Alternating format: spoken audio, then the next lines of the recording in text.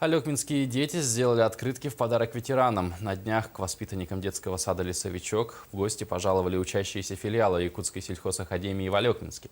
Малыши и студенты вместе делали открытки для ветеранов, а также запускали бумажных журавликов в небо. Для чего они это делали, расскажет Елена Фаст.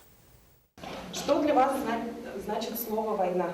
Немцы нападают на Россию. Молодец. Война – это страшно?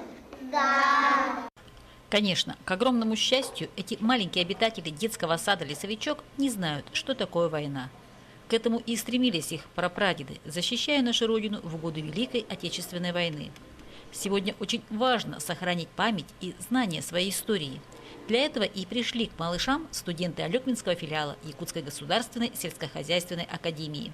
Сегодня мы пришли в детский сад «Лесовичок», чтобы провести акцию «Белые журавли». Она помогает молодому поколению помнить о той великой страшной войне, которая поглотила весь мир и которая не должна больше повториться. Таким крохам немногое по силам, но с большим удовольствием они подготовили в подарок ветеранам замечательные открытки. Эти замечательные открытки, сделанные руками воспитанниками детского сада, будут переданы нашим ветеранам. Надеюсь, они будут рады таким замечательным подаркам.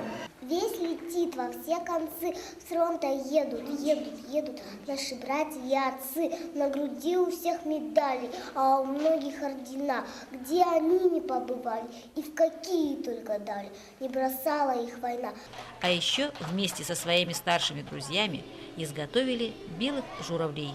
День выдался серым, но тем ярче и веселее стала связка пронзительно-алых шаров с белыми птицами, устремившимися к небу. Елена Фаст, Максим Копылов, НВК Саха, Алекминск.